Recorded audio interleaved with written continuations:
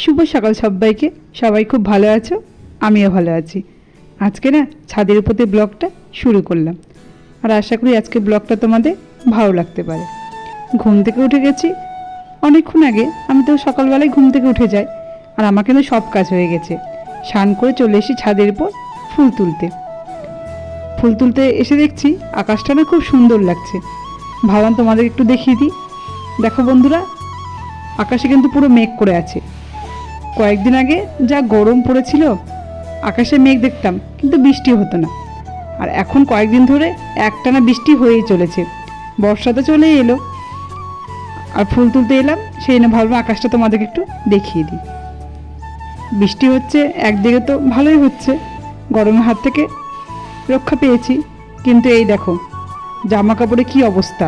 বৃষ্টির জন্য না জামা কাপড় শুকোচ্ছে না, সেই জন্য মনে হচ্ছে এখন একটু রোদ বেরাক, বৃষ্টি আর ভালো লাগছে না। আমার ছাদের উপর কিছুটা টিন দিয়ে ঘেরা আছে, সেই জন্য জামা কাপড়গুলো ছাদের উপরেই মেলে দিচ্ছি। আর এই দেখো বালতির মধ্যে কতগুলো জামা কাপড়, রোদ এখনও কাচাই হয়নি। চলো আবার পরে কথা বলবো। ছাদের উপর থেকে চলে এলাম পুজোর ঘরে, আর এসে না পুজো করতে বসে গেছি। আজকে কিন্তু আমার কাছে অনেক ফুল ফুটেছিল। ফুল তোলার সময় আর তোমাদেরকে দেখাতে পারলাম না, বৃষ্টি হচ্ছিল, আর বৃষ্টির মধ্যে ফুলগুলো তুললাম, সেই জন্য আর মোবাইল দিয়ে ভিডিও করতে পারিনি। সেই জন্য আর গাছের ফুলগুলো তোমাদেরকে দেখাতে পারলাম না। আর এই যে আমার পুজোটা হয়ে গেল। পুজো করতে বসো, আমার শান্তি নেই। কেন শান্তি নেই দাঁড়াও, তোমাদেরকে আমি দেখাচ্ছি। এই দেখো, সোনামাকে পাশের ঘরে বসিয়ে মোবাইল দিয়ে এসেছিলাম, আর চলে এলো সোনামা আমার কোলে এসে বসে গেল। সব কাজে কাজে সোনামা চলে আসে, সোনামার জন্যই সব কাজ আমাকে তাড়াহুড়ো করে করতে হয়। পুজো তো আমার করা হয়ে গেল, চলে এলাম রান্নাঘরে। প্রতিদিন পুজো করে আগে চা করে খেয়ে তারপর রান্না করি। তো আজকেও চা করে খেয়ে নিয়েছি। সকালবেলা একটু চা না খেলে একদম ভালো লাগে না। চা বিস্কিট মুড়ি আমার খাওয়া হয়ে গেছে, আর এখন রান্না করা শুরু করে দিয়েছি। আজকে মাছ রান্না করবো না, ডিম করব। সোনামার বাবা বললো বাইরে থেকে মাছ নিয়ে আসবে, তো আমি বারণ করলাম, বৃষ্টি হচ্ছে থাক, আজকে আর মাছ আনতে হবে না, ডিম রান্না করে নিব। কয়েকদিন ধরে মাছ খাওয়া হচ্ছে, আর ইচ্ছা করছে না মাছ খেতে। আর আমার মোনালিমা তো মাছ খেতে অতটা পছন্দ করে না, ডিমই ভালোবাসে, সেই জন্য বললাম ডিমটা করে নিই। আর ডিমটা আমার রান্না করা হয়েও গেল। আর আমি না রান্না করার সঙ্গে সঙ্গে রান্নাঘরগুলো ভালো করে গুছিয়ে পরিষ্কার করে রাখি। রান্নাঘর পরিষ্কার না থাকলে না আমার একদম ভালো লাগে না। আর রান্না করার সঙ্গে সঙ্গে কিন্তু বাসনগুলো মেজে নিই। কতগুলো বাসন মাজা হয়ে গেছে, আর এখানে গুছিয়ে রেখে দিয়েছি। একবারে বাসন জড়ো হলে না আমার মাজতে একদম ভালো লাগে না, সেই জন্য রান্না করি আর বাসনগুলো মেজে নিই। সব বাসনও মাজা হয় না। আর এই দেখো, এদিকে একটু পেঁয়াজ রসুন দিয়ে মুসুর ডাল করে নিয়েছি, আর ভাতটাও আমার কিন্তু রান্না করা হয়ে গেছে। আর এখন তো ডিমটা রান্না করছি, ডিমটা রান্না করলে হয়ে যাবে। আর আজকে কিন্তু কিছু রান্না করব না, এমনিতেই বৃষ্টির জন্য আমার কাজ করতে আজকে অনেক দেরি হয়ে গেছে, সেই জন্য আজকে আর কিছু রান্না করব না। আর তারপর দেখলে তোমরা, আমার সোনামা ঘুম থেকে উঠে গেছে।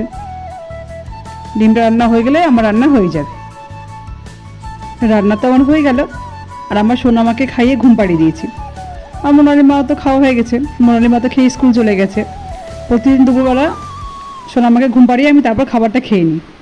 আর এই দেখো খাবারটা নিয়ে নিয়েছি। আর কী কী রান্না করেছি তোমরা তো দেখলে। আর ভাত খাওয়ার পর না আমার একটু আম খেতে ভালো লাগে, সেটা আমটাও কেটে নিয়েছি। তো চলো খাবারটা খেয়ে নিই, পরে আবার কথা বলবো। দুপুরের পর আবার বিকেলে চলে এলাম তোমাদের সঙ্গে কথা বলতে। বাড়িতে বৃষ্টি হচ্ছে, এরকম বৃষ্টির দিনে আমার ভুট্টা পোড়া, ফুচকা, চপমুড়ি এগুলো খেতে কিন্তু খুব ভালো লাগে। তো আজকে তো আর ফুচকা চপমুড়ি খেতে পারবো না, এত বৃষ্টিতে বাইরে আনতে যেতে পারবো না। তো বাড়িতে ভুট্টা ছিল, তো ভাবলাম যে ভুট্টাটাকে পুড়িয়ে খায়। আর এই দেখো এখন ভুট্টাটাকে পুড়িয়ে নিচ্ছি। আমার তো ভুট্টা পোড়া খেতে খুবই ভালো লাগে। আমার মতো তোমরাও কারা কারা ভুট্টা পোড়া খেতে ভালোবাসো, আমার কিন্তু অবশ্যই কমেন্ট করে জানাবে। আর এই তো আমার ভুট্টা পোড়াটা হয়ে গেল, এখন খেয়ে নিব। আবার রাত্রেবেলা চলে এলাম তোমাদের সঙ্গে কথা বলতে।